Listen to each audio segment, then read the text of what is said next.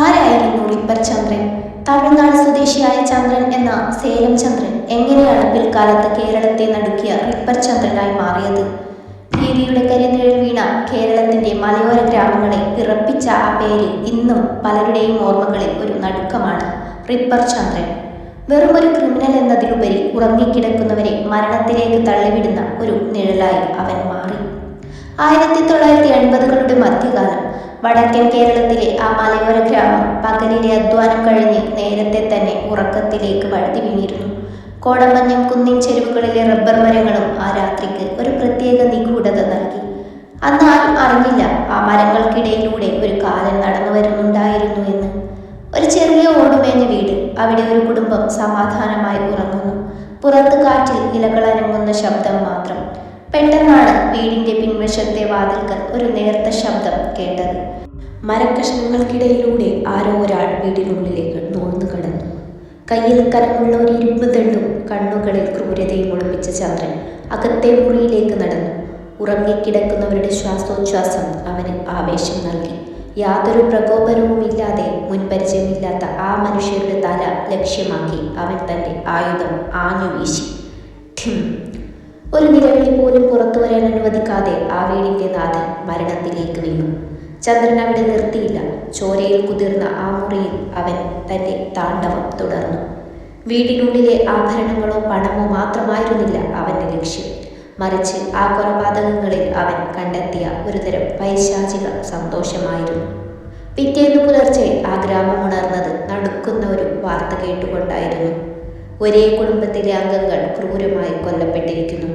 എല്ലാവരുടെയും തലയ്ക്കാണ് മാരകമായ മുറിവേറ്റിരിക്കുന്നത്. പോലീസുകാർ എത്തുമ്പോൾ വീടിനുള്ളിൽ കണ്ട കാഴ്ച പരിചയസമ്പന്നരായ ഉദ്യോഗസ്ഥരെ പോലും ഞെട്ടിച്ചു. യാതൊരു തെളിവുകളും അവശേഷിപ്പിക്കാതെ നിശബ്ദനായി വന്ന് മരണം വിതച്ചുപോയ ആ അജ്ഞാതൻ ആരാണ്? അന്ന് ആ നാട്ടുകാർക്കിടയിൽ ഒരു പേര് പതുക്കെ ഉയർന്നു കേട്ടു: ചന്ദ്രൻ. തമിഴ്നാട് അതിർത്തിയോട് ചേർന്ന പ്രദേശങ്ങളിൽ ചെറിയ മോഷണങ്ങൾ നടത്തിയിരുന്ന ചന്ദ്രൻ എങ്ങനെയാണ് ഇത്രയും ക്രൂരനായ ഒരു കൊലയാളിയായി മാറിയത്? ആദ്യ കൊലപാതകത്തിന് ശേഷം നാട് ഒന്നടങ്കം നടുങ്ങി നിൽക്കുമ്പോഴും ചന്ദ്രൻ തന്റെ അടുത്ത ഇരയെ തേടുകയായിരുന്നു. പോലീസിനെ വെല്ലുവിളിക്കുന്ന രീതിയിലായിരുന്നു അവന്റെ ഓരോ നീക്കവും. ഒരു സ്ഥലത്ത് കൊലപാതകം നടത്തിയാൽ പിന്നെ അവിടെ നിൽക്കാതെ കിലോമീറ്ററുകൾക്കപ്പുറം മറ്റൊരു ഗ്രാമത്തിൽ അവൻ പ്രത്യക്ഷപ്പെടും. അക്കാലത്ത് മലയോര ഗ്രാമങ്ങളിൽ ജനങ്ങൾ വൈകുന്നേരം 6 മണി കഴിഞ്ഞാൽ വീടിന് പുറത്തിറങ്ങാൻ ഭയന്നു. ജനലുകളും വാതിലുകളും ഇരട്ടി ഭദ്രമാക്കി അവർ വീടിനുള്ളിൽ ഒളിച്ചിരുന്നു. എങ്കിലും ചന്ദ്രനെ തടയാൻ അതൊന്നും മതിയാകുമായിരുന്നില്ല. ചന്ദ്രന്റെ കൊലപാതക രീതിയിൽ ഒരു പ്രത്യേകതയുണ്ടായിരുന്നു. അവൻ ഒരിക്കലും വീടിന്റെ മുൻവാതിൽ പൊളിക്കില്ല. ഓട് പൊളിച്ചോ അല്ലെങ്കിൽ അടുക്കള വാതിൽ തകർത്തോ അകത്ത് കയറുന്നതായിരുന്നു അവന്റെ പതിവ്. ഇരുമ്പ് തണ്ട് കൊണ്ടുള്ള ഒരൊറ്റ പ്രഹരം, അതായിരുന്നു അവന്റെ ഒപ്പ്. ഒരു രാത്രിയിൽ അടുത്തുള്ള മറ്റൊരു ചെറിയ ടൗണിനോട് ചേർന്ന വീട്ടിൽ ചന്ദ്രൻ കടന്നുകൂടി. അവിടെ വൃദ്ധരായ ഒരു ദമ്പതികളായിരുന്നു താമസം. മോഷണമായിരുന്നു പുറമേയുള്ള ലക്ഷ്യമെങ്കിലും അവരെ ക്രൂരമായി ആക്രമിക്കുന്നതിലായിരുന്നു ചന്ദ്രൻ ആനന്ദം കണ്ടെത്തിയത്. പ്രത്യാക്രമണം നടത്താൻ ശേഷിയില്ലാത്തവരെ അവൻ ലക്ഷ്യം വെച്ചു. കേരള പോലീസ് ഈ കൊലപാതക പരമ്പരയെ ഗൗരവമായി എടുത്തു. പക്ഷേ ചന്ദ്രനെ പിടികൂടുക എന്നത് അത്ര എളുപ്പമായിരുന്നില്ല. അയാൾക്ക് സ്ഥിരമായ ഒരു താമസ സ്ഥലമില്ലായിരുന്നു. പകൽ സമയങ്ങളിൽ വനപ്രദേശങ്ങളിൽ ആൾതാമസമില്ലാത്ത മലഞ്ചെരുവുകളും ഒളിച്ചിരിക്കും. രാത്രിയായാൽ കാട്ടുമൃഗത്തെ പോലെ ഇരയെ തേടിയിറങ്ങും. പോലീസ് സംഘം ചന്ദ്രനെക്കുറിച്ച് വിവരങ്ങൾ ശേഖരിക്കാൻ തുടങ്ങി. അപ്പോഴാണ് ഞെട്ടിക്കുന്ന ഒരു സത്യം അവർ തിരിച്ചറിഞ്ഞത്. ചന്ദ്രൻ തനിയെയല്ല ഈ ക്രൂരതകൾ ചെയ്യുന്നത്. അവനൊപ്പം മറ്റൊരു നിഴൽ കൂടി ഉണ്ടായിരുന്നു. ചന്ദ്രന്റെ കൂടെയുള്ളത് ആരാണ്? അവർ എങ്ങനെയാണ് പോലീസിനെ ഇത്രയും കാലം വെട്ടിച്ചത്? അപ്രതീക്ഷിതമായ ആ കൂട്ടുകെട്ട് കേരളത്തെ കൂടുതൽ ഭീതിയിലാഴ്ത്തി. ചന്ദ്രന്റെ ക്രൂരതകൾക്ക് കൂട്ടുനിൽക്കാൻ ഒരാൾ കൂടി എത്തിയതോടെ ആ പൈശാചികത ഇരട്ടിയായി. ചന്ദ്രൻ ഒറ്റയ്ക്കല്ല എന്ന സത്യം പോലീസ് തിരിച്ചറിഞ്ഞപ്പോൾ അത് എല്ലാവരെയും ഞെട്ടിച്ചു. ചന്ദ്രന്റെ പ്രിയതമയായ രേണുകയായിരുന്നു ആ നിഴൽ. സാധാരണ ഒരു ക്രിമിനൽ കഥയിൽ കാണുന്നത് പോലെയല്ലായിരുന്നു ഇവരുടെ ബന്ധം. കൊലപാതകങ്ങളും മോഷണങ്ങളും പ്ലാൻ ചെയ്യുന്നതിൽ രേണുക ചന്ദ്രന് വലിയ പിന്തുണ നൽകി. പകൽ സമയങ്ങളിൽ വീടുകൾ നിരീക്ഷിക്കാനും ആൾതാമസം കുറഞ്ഞ ഇടങ്ങൾ കണ്ടെത്താനും രേണുക സഹായിച്ചു. ചന്ദ്രന്റെ കരുത്തും രേണുകയുടെ തന്ത്രങ്ങളും ചേർന്നപ്പോൾ അതൊരു മാരകമായ കോമ്പിനേഷനായി മാറി. അവർ തമിഴ്നാട്ടിൽ നിന്നും കേരളത്തിന്റെ അതിർത്തി കടന്ന് ഓരോ ഗ്രാമങ്ങളിലായി താവളമടിച്ചു. ഒരിക്കൽ പാലക്കാടിനോട് ചേർന്ന ഒരു ഗ്രാമത്തിൽ അവർ ഒരു വീട് ലക്ഷ്യം വെച്ചു. അവിടെ ഒരമ്മയും മകളും മാത്രമായിരുന്നു താമസം. അർദ്ധരാത്രിയിൽ വീടിന്റെ ഓട് പൊളിച്ച് ചന്ദ്രൻ അകത്തിറങ്ങി. രേണുക പുറത്ത് കാവൽ നിന്നു. ഉറക്കത്തിലായിരുന്ന ആ സ്ത്രീകളെ ചന്ദ്രൻ തന്റെ സ്ഥിരം ആയുധമായ ഇരുമ്പ് ദണ്ടുകൊണ്ട് ആക്രമിച്ചു. ആ പ്രഹരങ്ങൾ അത്രമേൽ മാരകമായിരുന്നു. രക്തം പുരണ്ട ആഭരണങ്ങളും പണവുമായി അവൻ ആ ഇരുട്ടിൽ അപ്രത്യക്ഷരായി.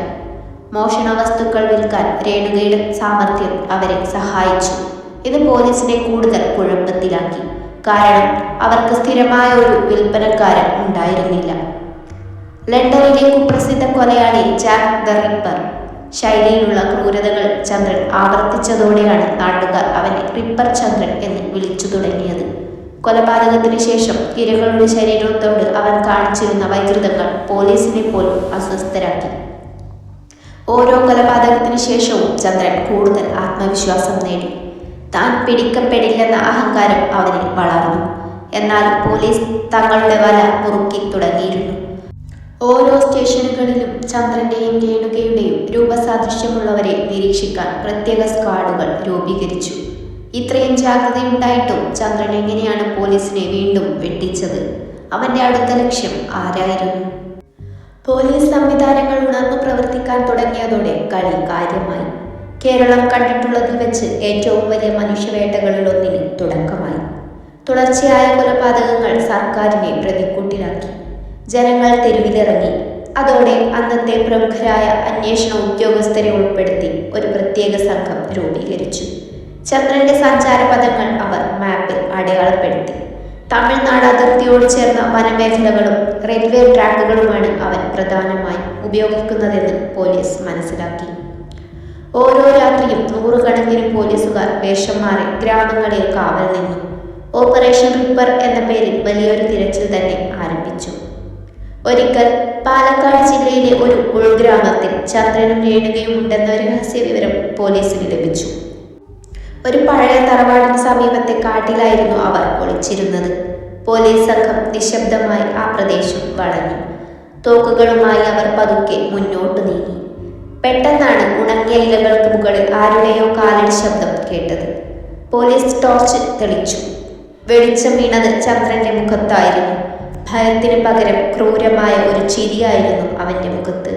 പോലീസുകാർ അവനെ പിടികൂടാൻ ആഞ്ഞെടുത്തു. പക്ഷേ ആ കാടിന്റെ ഓരോ മുക്കും മൂലയും ചന്ദ്രന് മനഃപ്പാടമായിരുന്നു. ഇരുളിലേക്ക് അവനൊരു പുഴപ്പുലിയെ പോലെ കുതിച്ചു ചാടി. പോലീസ് ആകാശത്തേക്ക് വെടിവെച്ചെങ്കിലും ചന്ദ്രനും രേണുകയും നിമിഷങ്ങൾക്കുള്ളിൽ അപ്രത്യക്ഷരായി.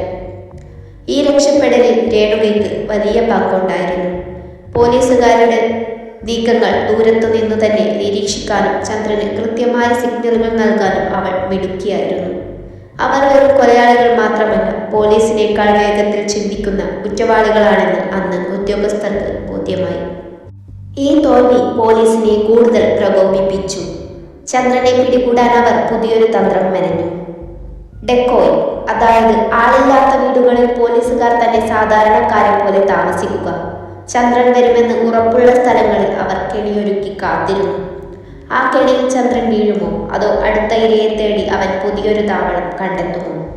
പോലീസിന്റെ കണ്ണു വെട്ടിച്ച് ചന്ദ്രൻ നടത്തിയ ഓരോ നീക്കവും അവനെ ഒരു അതിമാനുഷികനായി കാണാൻ ചിലരെയെങ്കിലും പ്രേരിപ്പിച്ചു. എന്നാൽ ക്രൂരതയുടെ കൊടുമുടിയിൽ നിൽക്കുമ്പോൾ ഒരു പിഴവ് സംഭവിക്കുമെന്ന് നിയമം വിശ്വസിച്ചു. പോലീസിനെ വെട്ടിച്ചു കടന്ന ചന്ദ്രനും രേണുകയും കുറച്ചു ദിവസം അപ്രത്യക്ഷരായി. ആ ശാന്തത ഒരു വലിയ കൊടുങ്കാറ്റിന് മുൻപുള്ളതായിരുന്നു. പാലക്കാട് റെയിൽവേ ട്രാക്കിന് സമീപമുള്ള ഒറ്റപ്പെട്ട ലയങ്ങളും ചെറിയ വീടുകളുമായിരുന്നു അവന്റെ അടുത്ത ലക്ഷ്യം. ട്രെയിനുകളുടെ ഇരമ്പലിൽ, ഇരകളുടെ നിലവിളിൽ ആരും കേൾക്കില്ലെന്ന് ആക്കുകുത്തി കണക്കുകൂട്ടി. ഒരു അർദ്ധരാത്രിയിൽ ട്രാക്കിനരികിലുള്ള ഒരു വീട്ടിൽ ചന്ദ്രൻ കടന്നു. അവിടെ ആയുധമുയർത്തുമ്പോൾ ചന്ദ്രൻ അറിഞ്ഞില്ല പോലീസ് തന്റെ വല മുറുക്കിക്കഴിഞ്ഞു എന്ന്. എന്നാൽ അന്ന് നടന്നത് അപ്രതീക്ഷിതമായ ഒന്നായിരുന്നു. ചന്ദ്രൻ ആക്രമണം തുടങ്ങിയപ്പോഴേക്കും വീട്ടുകാർ ഉണർന്നു ബഹളം വെച്ചു. അയൽവാസികൾ ഓടിക്കൂടി. അന്നാദ്യമായി ചന്ദ്രൻ ജനക്കൂട്ടത്തിന് മുൻപിൽ പെട്ടു. കയ്യിലുണ്ടായിരുന്ന ഇരുമ്പ് ദണ്ട് വീശി ചന്ദ്രൻ വഴിതെളിക്കാൻ നോക്കി. രോഷാകുലരായ നാട്ടുകാർ അവനെ വളഞ്ഞു. കല്ലേറുകൾക്കും വടികൾക്കും ഇടയിലൂടെ ചന്ദ്രൻ പ്രാണരക്ഷാർത്ഥം ഓടി. ആ ഓട്ടം ചെന്നു നിന്നത് പനമണ്ണ എന്ന സ്ഥലത്തെ ഒരു വലിയ വയലിലായിരുന്നു. ഇരുട്ടിൽ ഒളിക്കാൻ ശ്രമിച്ച അവനെ നാട്ടുകാർ ടോർച്ച് വെളിച്ചത്തിൽ തിരഞ്ഞുപിടിച്ചു. പോലീസ് എത്തുന്നതിനു മുൻപ് തന്നെ നാട്ടുകാർ ചന്ദ്രനെ ശരിക്കും പെരുമാറി. വർഷങ്ങളായി അനുഭവിച്ച ഭയമെല്ലാം ആ ജനക്കൂട്ടം അവന്റെ മേൽ തീർത്തു. ഒടുവിൽ പോലീസ് വന്ന് ചന്ദ്രനെ കസ്റ്റഡിയിലെടുക്കുമ്പോൾ ആ മുഖം തിരിച്ചറിയാൻ വയ്യാത്ത വിധം തകർന്നിരുന്നു. പക്ഷെ ഒരു ചോദ്യം ബാക്കിയായി, രേണുക എവിടെ? ചന്ദ്രനെ ലോക്കപ്പിലാക്കിയപ്പോൾ പോലീസ് കരുതി എല്ലാം അവസാനിച്ചു എന്ന്. എന്നാൽ സെല്ലിനുള്ളിൽ കിടന്ന് ചന്ദ്രൻ അട്ടഹസിച്ചു ചിരിക്കുകയായിരുന്നു. ചോദ്യം ചെയ്യലിൽ അവൻ യാതൊരു കൂസലുമില്ലാതെ തന്റെ കൊലപാതകങ്ങൾ ഓരോന്നായി വിവരിച്ചു. അവർ ഉറങ്ങുകയായിരുന്നു സാറേ, ഒരു തട്ട് അത്രയേ വേണ്ടി വന്നുള്ളൂ. യാതൊരു കുറ്റബോധവുമില്ലാത്ത ആ വാക്കുകൾ കേട്ട് പരിചയസമ്പന്നരായ ഉദ്യോഗസ്ഥർ പോലും വിറച്ചുപോയി. ചന്ദ്രൻ പിടിയിലായ വാർത്ത കാട്ടുതീ പോലെ പടർന്നു. നാട് ആശ്വസിച്ചു. പക്ഷേ ചന്ദ്രൻ തന്റെ അവസാനത്തെ അടവ് പുറത്തെടുക്കാൻ കാത്തിരിക്കുകയായിരുന്നു. റിപ്പർ ചന്ദ്രൻ എന്ന പേര് കേൾക്കുമ്പോൾ തന്നെ ജനങ്ങൾ വിറച്ചിരുന്ന കാലം. ലോക്കപ്പിനുള്ളിലായ ചന്ദ്രൻ അവിടെയും ശാന്തനായിരുന്നില്ല. അവന്റെ ഉള്ളിലെ ക്രിമിനൽ ബുദ്ധി അടുത്ത നീക്കം പ്ലാൻ ചെയ്യുകയായിരുന്നു. ചന്ദ്രൻ പിടിയിലായതോടെ മലബാർ മേഖലയിൽ ഒരു വലിയ ആശ്വാസം പരന്നു. പക്ഷേ പോലീസ് സ്റ്റേഷനിൽ അവനെ പാർപ്പിക്കുക എന്നത് വലിയൊരു വെല്ലുവിളിയായിരുന്നു. ചോദ്യം ചെയ്യലിനിടയിൽ ഉദ്യോഗസ്ഥരെ പോലും ഭയപ്പെടുത്തുന്ന രീതിയിലായിരുന്നു അവന്റെ നോട്ടം. താൻ ചെയ്ത കൊലപാതകങ്ങളെക്കുറിച്ച് യാതൊരു ഭാവവ്യത്യാസവുമില്ലാതെ അവൻ വിവരിച്ചു. ഓരോ കൊലപാതകവും അവന് ഒരു വിജയം മാത്രമായിരുന്നു. മോഷണം മുതൽ എവിടെയാണ് ഒളിപ്പിച്ചത് എന്നതിനെക്കുറിച്ച് അവൻ പലതവണ മൊഴി മാറ്റി പറഞ്ഞു. പോലീസിനെ വട്ടം കറക്കുക എന്നതായിരുന്നു അവന്റെ ലക്ഷ്യം. ചന്ദ്രൻ പിടിയിലായെങ്കിലും രേണുക അപ്പോഴും ഒളിവിലായിരുന്നു. അവളിലൂടെ ചന്ദ്രനെ കൂടുതൽ കുടുക്കാൻ പോലീസ് ശ്രമിച്ചെങ്കിലും അവൾ എവിടെയാണെന്ന് ചന്ദ്രൻ വിട്ടുപറഞ്ഞില്ല. അവൾക്ക് ഇതിലൊന്നും പങ്കില്ല എന്ന് അവൻ ആവർത്തിച്ചു പറഞ്ഞു. പക്ഷേ സാക്ഷികൾ നൽകിയ മൊഴികളിൽ ഒരു സ്ത്രീയുടെ സാന്നിധ്യം വ്യക്തമായിരുന്നു. രേണുകയെ കണ്ടെത്താൻ പോലീസ് തമിഴ്നാട്ടിലെ ഗ്രാമങ്ങളിൽ വരെ തിരച്ചിൽ നടത്തി. ചന്ദ്രൻ ജയിലിലായതോടെ അവൾ താവളം മാറ്റിയോ അതോ പുതിയൊരു കൂട്ടാളിയെ കണ്ടെത്തിയോ എന്ന സംശയം പോലീസിനെ അലട്ടി. ചന്ദ്രനെ കോടതിയിൽ ഹാജരാക്കാൻ കൊണ്ടുപോകുന്ന വേളയിൽ അവൻ ഒരു സാഹസത്തിന് മുതിർന്നു. പോലീസുകാരുടെ ശ്രദ്ധ മാറിയ ഒരു നിമിഷം കൈവിലങ്ങുകളുമായി അവൻ ജീപ്പിൽ നിന്നും പുറത്തേക്ക് ചാടി. കുന്നിൻ ചെരുവുകളിലൂടെ അവൻ ഓടി മറയാൻ ശ്രമിച്ചു. പിടിക്കവനെ, വെടിവെക്കണ്ട, ജീവനോടെ വേണം. ഉദ്യോഗസ്ഥരുടെ അലർച്ച മുഴങ്ങി. കിലോമീറ്ററുകളോളം നീണ്ട ആ ഓട്ടത്തിനൊടുവിൽ ഒരു ചായക്കടയ്ക്ക് സമീപം വെച്ച് നാട്ടുകാരുടെ സഹായത്തോടെ പോലീസ് അവനെ വീണ്ടും കീഴ്പ്പെടുത്തി. ഇത്തവണ പോലീസ് അവനെ കൂടുതൽ കർശനമായ സുരക്ഷയുള്ള സെല്ലിലേക്ക് മാറ്റി. ചന്ദ്രൻ ഒരു സാധാരണ മോഷ്ടാവല്ല, മറിച്ച് അവസരം കിട്ടിയാൽ ആരെയും വകവരുത്താൻ മടിയില്ലാത്ത ഒരു മൃഗമാണെന്ന് അധികൃതർക്ക് ബോധ്യപ്പെട്ടു. കേരളം ഉറ്റുനോക്കിയ വിചാരണ ആരംഭിച്ചു. സാക്ഷികൾ ഓരോരുത്തരായി കോടതിയിലെത്തി. ചന്ദ്രനെ കണ്ട് കോടതി മുറിയിൽ വെച്ച് പലരും ബോധരഹിതരായി വീണു. ഇരകളുടെ ബന്ധുക്കളുടെ കണ്ണുനീർ കോടതി മുറിയെ നനച്ചു. ചന്ദ്രന്റെ വക്കീൽ അവന് മാനസികാസ്വാസ്ഥ്യമുണ്ടെന്ന് വാദിക്കാൻ ശ്രമിച്ചു. എന്നാൽ പ്രോസിക്യൂഷൻ നിരത്തിയ തെളിവുകൾ, രക്തം പുരണ്ട ആയുധവും സാക്ഷികളുടെ മൊഴികളും അത്രമേൽ ശക്തമായിരുന്നു. കോടതി മുറിയിൽ ജനങ്ങളും മാധ്യമങ്ങളും തടിച്ചുകൂടി. കേരളം അന്നുവരെ കണ്ടിട്ടില്ലാത്ത അത്രയും വലിയൊരു ക്രൂരതയുടെ വിധി കേൾക്കാൻ എല്ലാവരും കാതോർത്തു. വിചാരണാവേളയിൽ ചന്ദ്രന്റെ ഭാവം എല്ലാവരെയും അമ്പരപ്പിച്ചു. ഒരു തരിമ്പ് പോലും ഭയമില്ലാതെ തന്നെ നോക്കിക്കരയുന്ന ഇരകളുടെ ബന്ധുക്കളെ അവൻ വെല്ലുവിളിക്കുന്ന രീതിയിൽ നോക്കി. സാക്ഷിക്കൂട്ടിൽ കയറിയ ഓരോരുത്തരും ആ രാത്രിയിലെ ഭീകരത വിവരിച്ചപ്പോൾ കോടതി മുറി നിശബ്ദമായി. പോലീസ് കണ്ടെടുത്ത പ്രധാന തെളിവ് ചന്ദ്രൻ ഉപയോഗിച്ചിരുന്ന ആ ഇരുമ്പ് ദണ്ഡായിരുന്നു.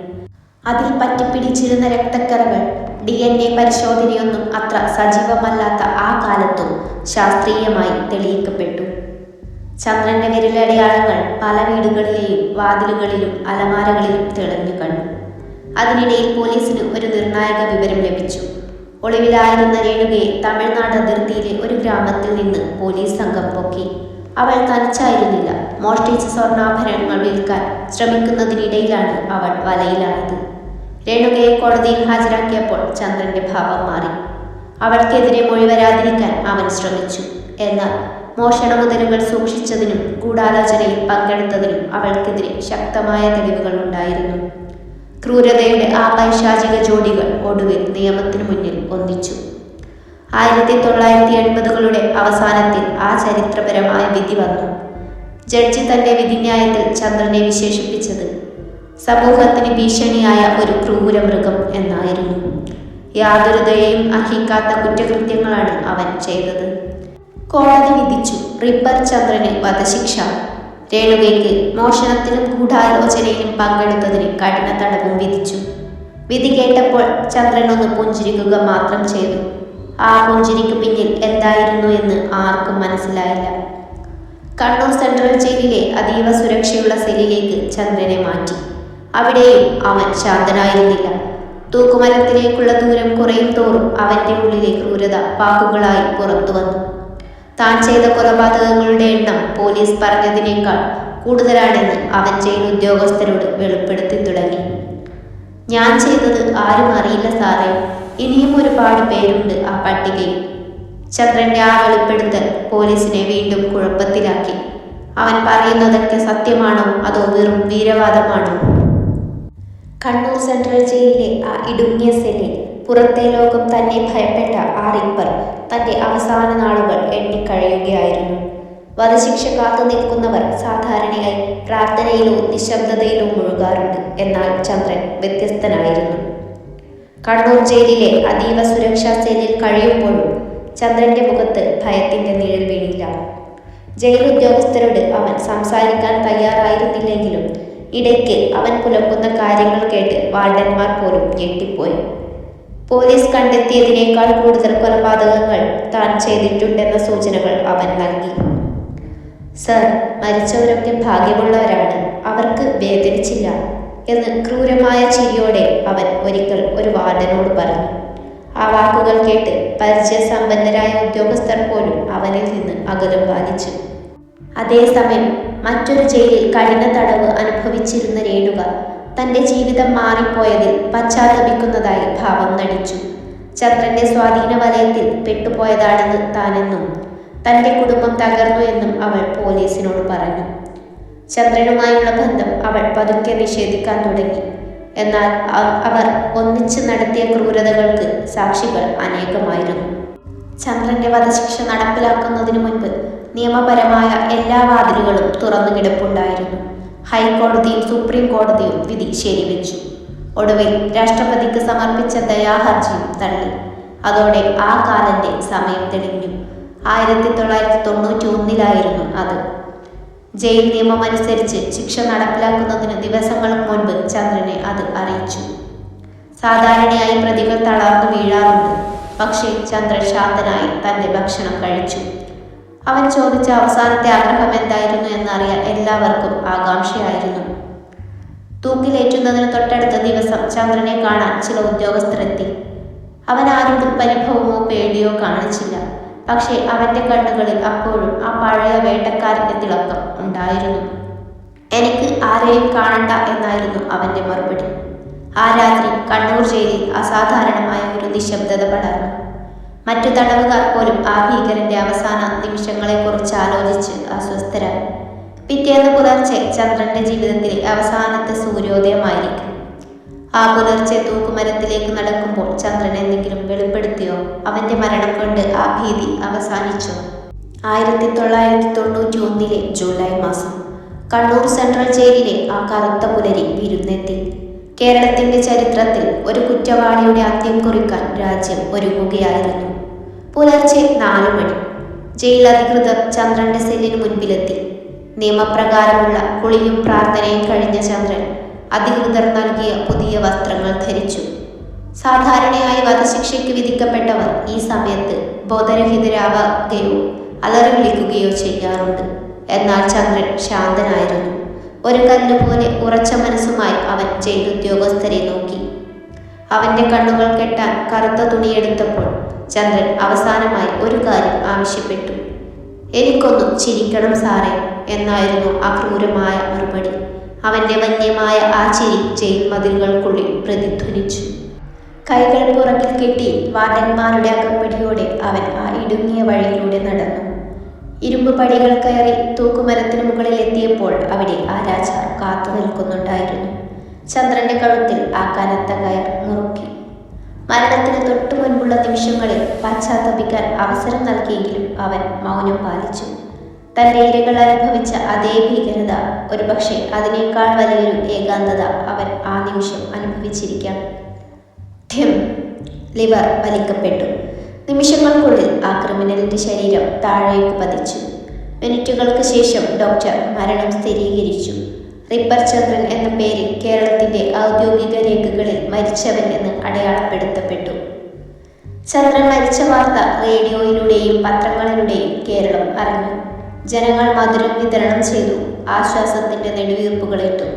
പക്ഷേ പോലീസ് ഫയലുകൾ അടയ്ക്കാൻ തയ്യാറായിരുന്നില്ല. കാരണം ചന്ദ്രൻ ജയിലിൽ വെച്ച് പറഞ്ഞ പല കൊലപാതകങ്ങളും തെളിവുകളില്ലാതെ അവശേഷിച്ചിരുന്നു. അതിനിടയിൽ ചന്ദ്രന്റെ കൂട്ടുപ്രതിയായിരുന്ന രേണുക ജയിലിൽ നിന്നും പുറത്തിറങ്ങാൻ തയ്യാറെടുക്കുകയായിരുന്നു. ചന്ദ്രൻ മരിച്ചതോടെ തന്റെ ക്രൂരതകളുടെ എല്ലാ ഉത്തരവാദിത്വവും അവന്റെ മേൽ കെട്ടിവെച്ച് രക്ഷപ്പെടാൻ അവൾക്ക് എളുപ്പമായിരുന്നു. ചന്ദ്രൻ പോയി. പക്ഷേ രേണുക എവിടെ? അവൾ വീണ്ടും പഴയ വഴിയിലേക്ക് തിരിച്ചു വരുമോ? ചന്ദ്രൻ ഒളിപ്പിച്ച വെച്ച ആ രഹസ്യങ്ങൾ ആരെങ്കിലും കണ്ടെത്തി? റിപ്പർ ചന്ദ്രന്റെ പൈശാചികമായ അധ്യായം അവസാനിക്കുമ്പോൾ കേരളം പതുക്കെ ആ നടുക്കത്തിൽ നിന്നും മുക്തമാവുകയായിരുന്നു. പക്ഷേ ഒരു കൊലയാളിയുടെ അന്ത്യം കൊണ്ട് മാത്രം തീരുന്നതായിരുന്നില്ല ആ കഥ. ചന്ദ്രൻ തൂക്കിലേറ്റപ്പെട്ടതോടെ ഒരു വലിയ ഭീതിക്ക് അറുതിയായെങ്കിലും അന്വേഷണ ഉദ്യോഗസ്ഥരെ സംബന്ധിച്ചിടത്തോളം ചില ഫയലുകൾ ഇപ്പോഴും അപൂർണമായിരുന്നു. ചന്ദ്രൻ മരിക്കുന്നതിന് തൊട്ടു മുൻപ് സൂചിപ്പിച്ച പല മോഷണ വസ്തുക്കളും കണ്ടെത്താനായില്ല. ആ സ്വർണവും പണവും എവിടെ പോയി? ഒരുപക്ഷെ രേണുകയ്ക്കും ചന്ദ്രനും മാത്രം അറിയാവുന്ന ഏതെങ്കിലും രഹസ്യ സങ്കേതങ്ങളിൽ അവ ഇപ്പോഴും മണ്ണടിഞ്ഞു കിടപ്പുണ്ടാകാം. ശിക്ഷാ കാലാവധി കഴിഞ്ഞ് രേണുക ജയിലിൽ നിന്നും പുറത്തിറങ്ങി. പുറത്തെ ലോകം അവരെ വെറുപ്പോടെയാണ് നോക്കിയത്. ചന്ദ്രന്റെ ക്രൂരതകളിൽ പങ്കാളിയായ ആ സ്ത്രീക്ക് പിന്നീട് എന്ത് സംഭവിച്ചു എന്നത് ഇന്നും വലിയൊരു നിഗൂഢതയാണ്. ചിലർ പറയുന്നത് അവർ പേര് മാറ്റി തമിഴ്നാട്ടിലെവിടെയോ സാധാരണ ജീവിതം നയിക്കുന്നു എന്നാണ്. എന്നാൽ മറ്റു ചിലർ വിശ്വസിക്കുന്നത് ചെയ്ത പാപങ്ങളുടെ ഭാരം പേരിൽ അവർ എവിടെയോ ഏകാന്തതയിൽ കഴിയുന്നു എന്നാണ്. റിപ്പർ ചന്ദ്രന്റെ കേസോടെയാണ് കേരള പോലീസ് തങ്ങളുടെ അന്വേഷണ രീതികളിൽ വലിയ മാറ്റങ്ങൾ വരുത്തിയത്. രാത്രികാല പട്രോളിംഗും രാത്രിയിൽ അലഞ്ഞു തിരിയുന്നവരെ നിരീക്ഷിക്കുന്നതും കർശനമാക്കി. ഒറ്റപ്പെട്ട വീടുകളിൽ താമസിക്കുന്നവർ കൂടുതൽ ജാഗ്രത പാലിക്കണമെന്ന് സർക്കാർ നിർദ്ദേശം നൽകി. ഇന്നും മലയോര ഗ്രാമങ്ങളിലെ പഴയ തലമുറയിലുള്ളവർ ആ രാത്രികളെക്കുറിച്ച് ഓർക്കുമ്പോൾ നടുങ്ങും. ജനലുകൾ അടയ്ക്കുമ്പോഴും വാതിൽക്കൽ ഒരു ശബ്ദം കേൾക്കുമ്പോഴും പണ്ട് ചന്ദ്രൻ വിതച്ച ആ ഭയം ഒരു നിഴലായി കടന്നു വരാറുണ്ട്. ചന്ദ്രൻ വെറുമൊരു കൊലയാളിയായിരുന്നില്ല. മനുഷ്യന്റെ ഉള്ളിലെ ക്രൂരതയ്ക്ക് അതിരുകളിൽ എന്ന് തെളിയിച്ച ഒരു പ്രതിഭാസമായിരുന്നു. ആ ഇരുമ്പ് ദണ്ടിന്റെ മുഴക്കം കേരളത്തിന്റെ ക്രിമിനൽ ചരിത്രത്തിൽ മായാത്ത ഒരു പാടായി അവശേഷിക്കുന്നു.